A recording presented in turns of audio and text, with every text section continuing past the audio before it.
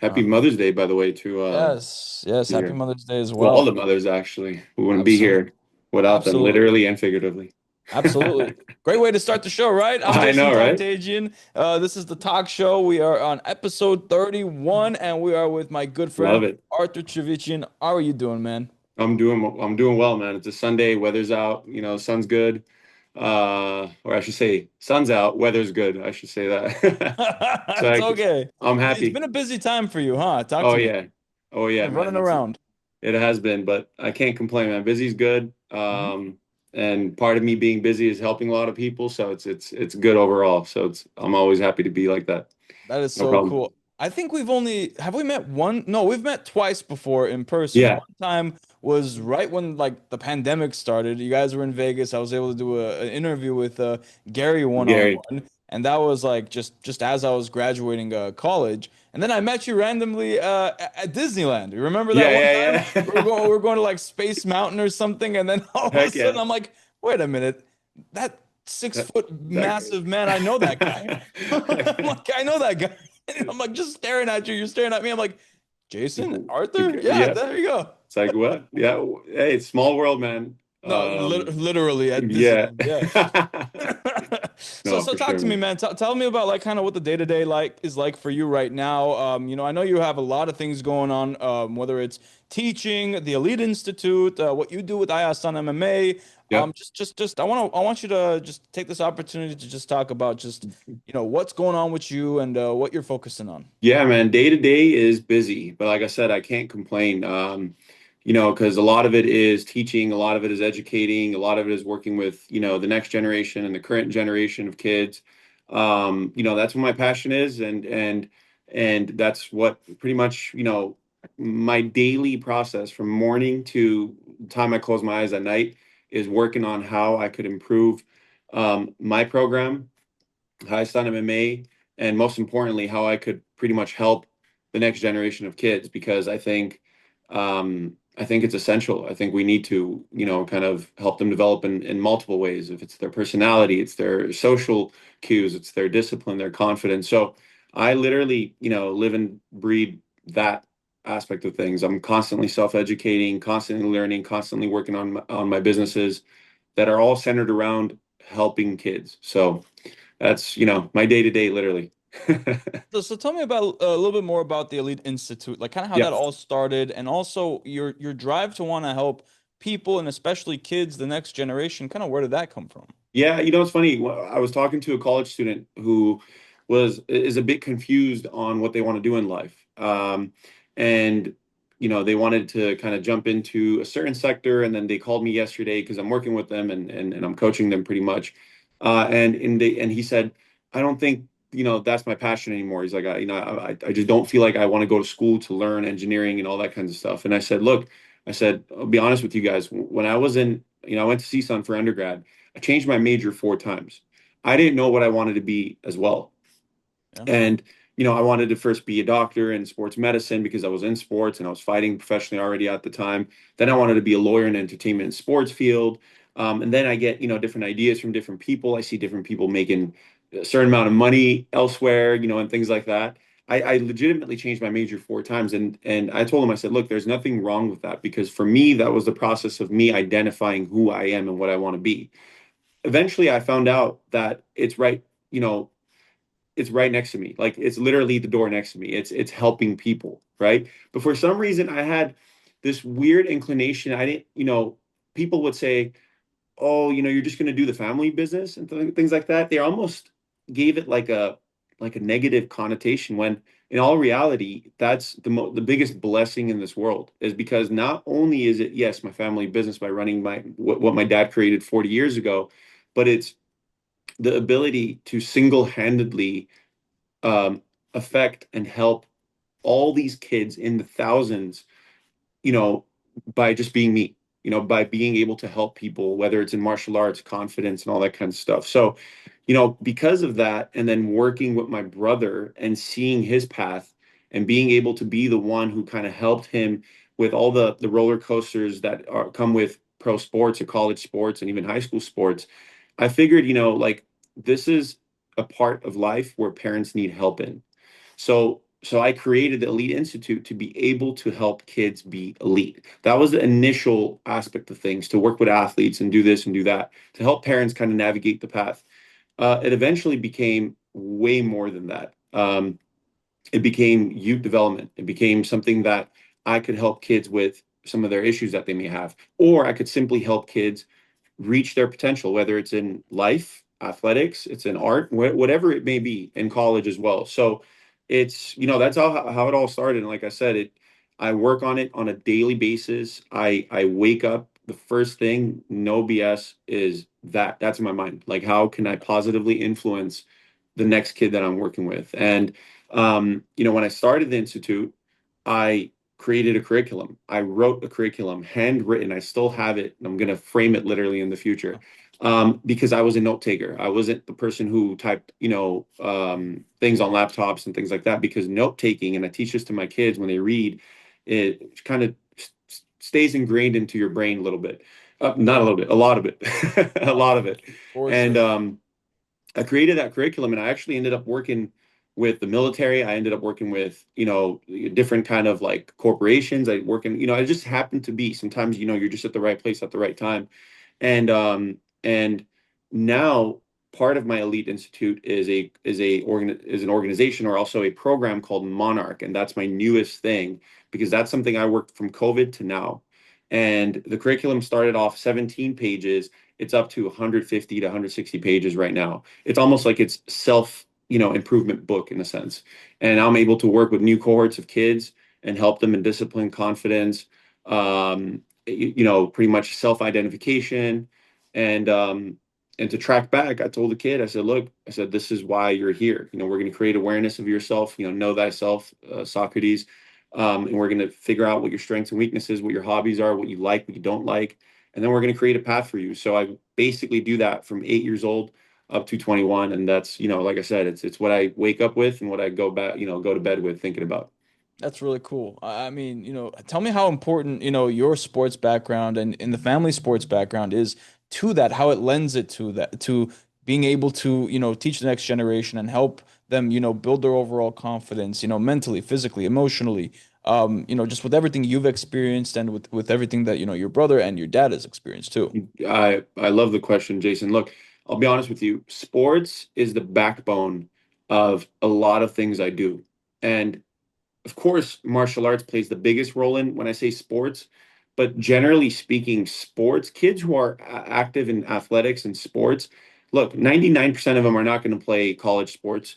99% of them are not going to be pro athletes. Okay, that is a minimal thing. And I make it a point to parents nowadays, because of social media, because of all these other like kind of networks and things like that, they all feel like, oh, my kid could be the next one. In all reality, no. But when your kids are in sports, when they're involved in any kind of team sport, or more specifically individual sports, and I'll kind of explain the difference for me, at least in my head. Let's say martial arts, they're just set up for success because they learn from failures. They learn how to set goals at a young age. If they're in team sports, they're already mixed into the social aspect of things, the social development. They learn how to communicate, right? You're working with someone who's older than you, so you understand hierarchy, you understand the discipline aspect of things, the respect and the humility that you have. There's nothing in this world that humbles you more than sports in itself. Like martial arts, for example, if I ever lost in as a judoka when I was younger, I of course that would humble me, but what would that do? That would make me go outside the next day and run more, hit 100 more push-ups, I do things extra so that I could improve myself. It was just a circle, a bubble of pretty much self-improvement. And my dad didn't have to tell me. I naturally programmed this in my head. And it just gives you a sense of confidence that's real. It's not fake confidence. It gives you morality and discipline like nothing else. And when you create that, the physical aspect of things, the sports, the lessons that it teaches you, and you package that into being able to help kids, Yeah. um, nothing speeds up that process for kids more than that. And I see it on a daily basis at Hayasan when I work with the kids there. And I see it on a weekly basis when I'm working with my kids in Monarch, because they improve vastly and so fast. So it's like I said, it's one of the backbones of my and core pillars, I guess you could say, for my program. And I think every kid should be involved in sports. Absolutely. You mentioned it a little bit earlier, your involvement with judoka, and I know that you've competed even on the international level. Yeah. Tell us a little bit about that background that you were able to develop, when it came to your combat, days. Yeah. Well, I mean, a lot of people say, "Oh, were you forced into the sport?" Absolutely not. Of course, my dad tossed me into the mats the minute I could walk. Uh, but My kid is gonna play soccer. That I know that for sure. heck Like yeah. that's just how it I is. love soccer, man. Actually, soccer is one of my favorite sports to watch in like on TV now. I Oh probably yeah. prefer watching it over like UFC, honestly. Um, so Nice. World Cup is my favorite event, That's legitimately. amazing. So Yeah, I'm excited we've about that. talked a lot about soccer. I mean, we Yeah. could have the whole podcast to talk about soccer. I know that you're a big Neymar fan Oh and yeah. PSG. I'm rooting for PSG to win in the Champions League because I'm a Chelsea fan and I don't want Yeah. Arsenal to win. Yeah. Simple. Hey, fair enough. But yeah, no, like with judo, sports in general, like martial arts, I should say. I started when I was 4 years old. I started competing against older kids immediately when I was 5 years old. I would fight 7, 8 year olds. Of course, that started in practice and the way I was raised, the way I was pretty much Right. kind of taught by my dad. But that became something that was consumed my life in the most positive way I could ever say. I became a Triple Crown winner, which at the time was basically winning the Junior Olympic, the Nationals, and the U.S. Open. And then you became ranked first in the U.S. in my weight division for several years in a row. I won the Pan Ams, I won the Senior Nationals, I won pretty much everything that you could encompass in terms of like national level outside to the international level. I had an interesting fight style. I always make a joke where I think I was supposed to be a right-handed fighter, like my father was, but I think he kind of, I don't know what Soviet magic he did back, I call it Soviet magic because that's how they did it back. And he converted me into a full-time lefty because lefties Oh had wow. advantage. And I'm ambidextrous now because of that. Oh wow. I had a unique style, very classical style, top grip. Uchimata was my go-to. A lot of people knew that, but they still couldn't defend it if their life depended on it. And it framed and it pretty much outlined my life on a day-to-day basis. I watched my health because of it. I watched my weight. Um, Gym life became, a routine for me. I realized how much it could help you physically, but also mentally. To Yeah. this day, the days I feel best, the days I sleep well, is if I go to the gym. And um, it pretty much just it constructed my life, right? Like my whole philosophy of Monarch is using ancient civilizations and human formation of like ancient ideology and philosophy and bringing that to the modern stage. There is nothing that will teach you more than learning about the past and the ancient times and the philosophy, specifically with like, let's say, pancration, wrestling, and other sports, Yeah. and then attributing it to my daily life nowadays. So, judo is everything for me. It's still my favorite sport. And favorite martial art. I think it's essential. I think every kid or adult or teenager should be doing that just to be able to learn at least the basics of it, but if not more. Um, and that's just how it is, man. It just teaches you so much about life that kind of it's overlooked oftentimes when it comes to martial arts. No, for sure, for sure. And when did you become when did you start becoming like a official instructor with Hayasan MMA? I You know, it's a good question. So I started teaching like kids one-on-one, more or less personal training and like judo involved in it when I was like maybe 17, 18. Hmm. A lot of parents at the time will watch you fight. They'll see their kids are, training at your institution and they'll be like, "Hey, can you work with my kid?" So it's just kind of how it started. And then you watch your father teach people at with such ease, and he made such an influence in everyone's lives in the sport. I mean, he's a pioneer of grappling. When people talk about grappling, people don't realize like the person who invented grappling, technically speaking, and is that's why they call him the father of grappling is my dad. And for reference, is Gokor Chivichyan, in case people don't know. So, Go. but like I watched him do that, and I learned, and I became, which I think is the most important type of coach in this world. And this, I say this to the day of an adaptive coach. A lot of coaches are not adaptive, right? And you work it, whether you see it on a sports level or a business level. Coaches will pick favorites. I am bold Yeah. on that. Okay. When those type of coaches are not adaptive coaches, when they can't work with white belts, yellow belts, we've had some in our past. Yeah. Okay, and they're only focusing on the higher belts and stuff like that. Number one, it's because of ease. Number two, it's because they just can't. They can't. They'll make excuses up. They'll say, "Hey, I'm trying to watch the whole class, but whatever." But adaptive coaching and leadership is the most important sector in sports, and I think in life too, because you're able to not only kind of form yourself into working with advanced people, whether it's in sports or in life, but you're also able to help the beginners hit that next stage, hit the next thing. So, um, This can be I put in a learned, corporate sense too, right? yes, Whenever, absolutely. or like my station, for example, you have the anchors, you have the reporters, then you have the editors, and then you have the production crew. You need to have someone who is able to work with every single level. Yeah, no, Yeah. absolutely. And I saw my dad do that at such a young age. I think that became ingrained in me. Like it literally was like DNA, right? Yep. And now I teach that level and I have the capacity to do so. And I'm actually a little bit lighter on people who don't, or at least they're learning how to, because I understand it's not easy. It's technically a skill that has to be taught. And it's funny because now my brother with his Blueprint Academy, a lot of the parents are saying the same exact thing. It's not, oh, I love his skills, I love his basketball and stuff. Yes, that comes naturally when you've been something my brother has been his whole life as too.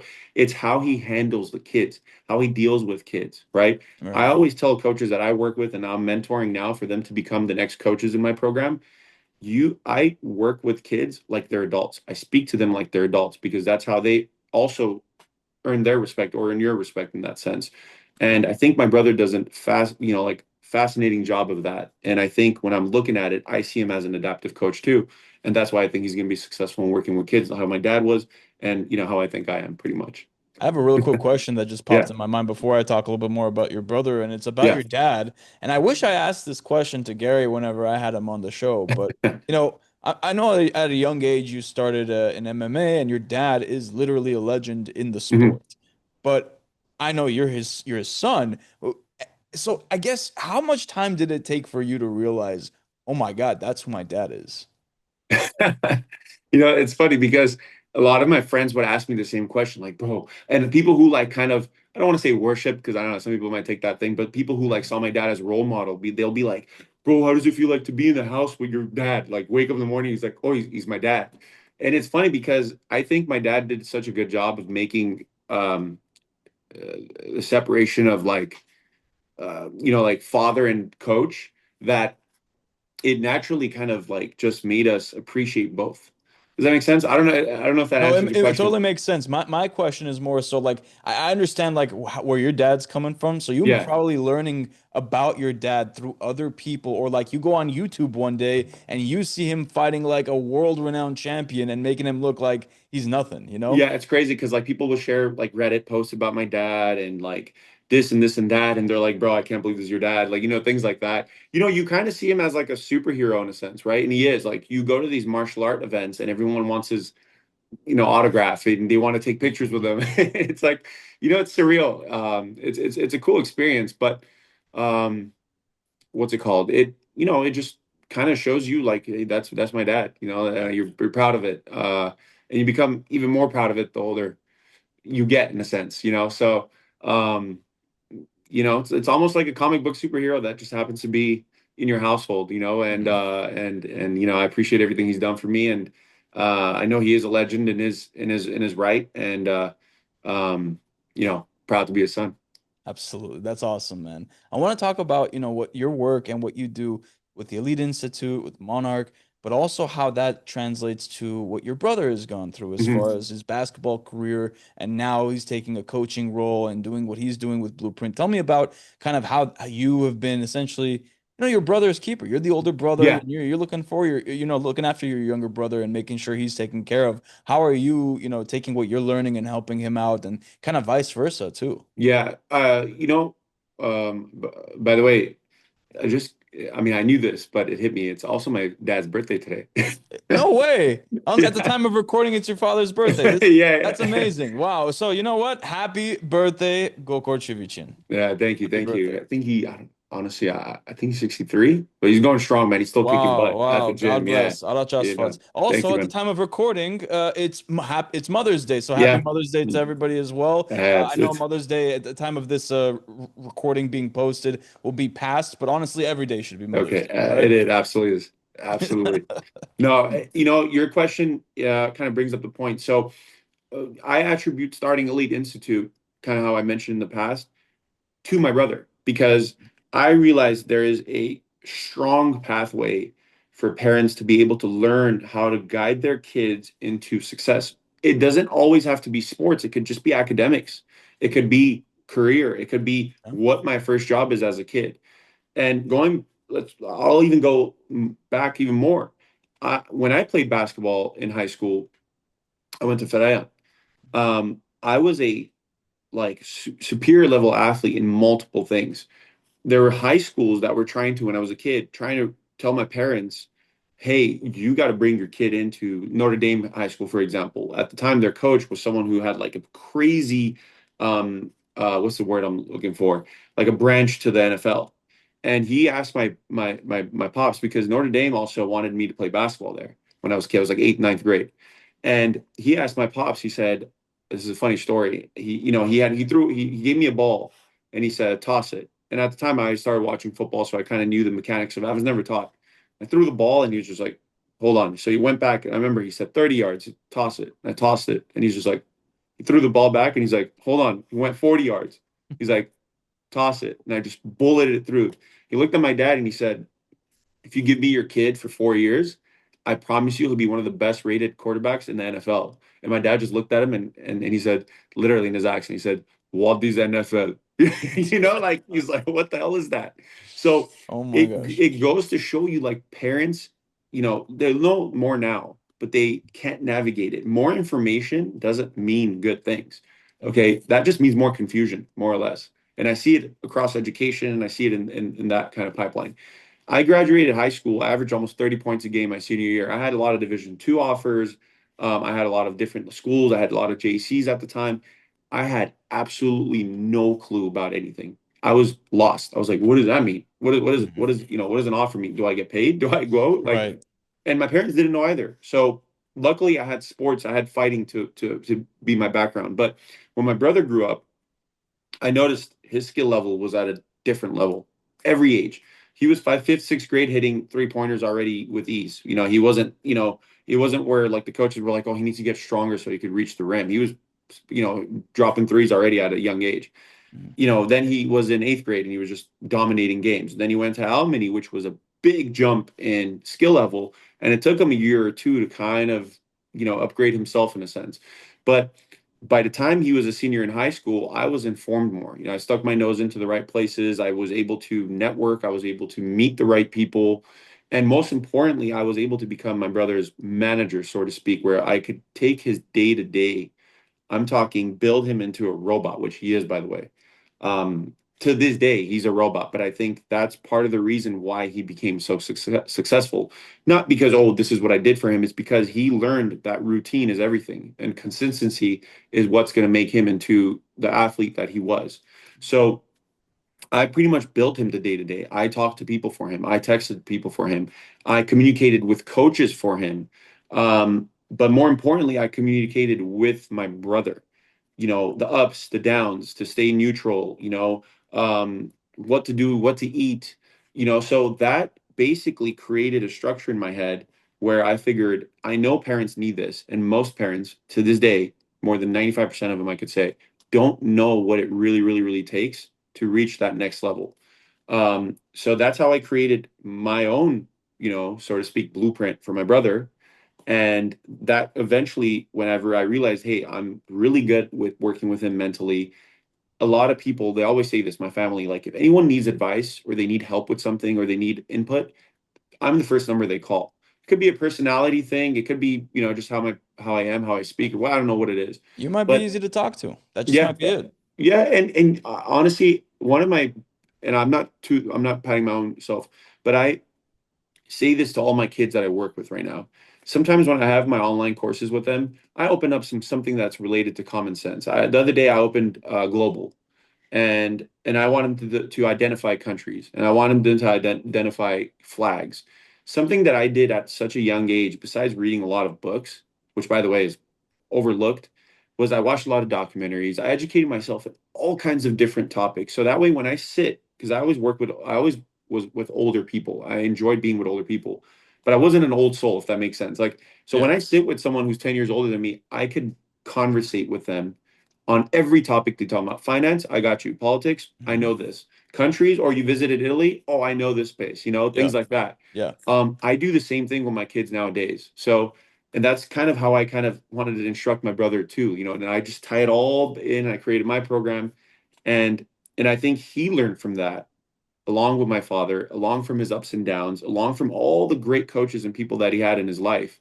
Yeah. And that's why he blew up with his organization, because he could kind of see eye to eye with parents, with coaches, and most importantly, the kids. And when the kids like you, the parents follow suit. That's just how it is. Yeah, absolutely, man. I unfortunately looking at the clock, we're almost running up on time. Yeah, Going all to a good. 30-minute show. I I talk a lot. do I wish I could have like 2 more hours with you. And I say this to a Yeah. lot of my guests, but honestly, with you, I could talk all day. I want to leave you off with Yeah. one last question.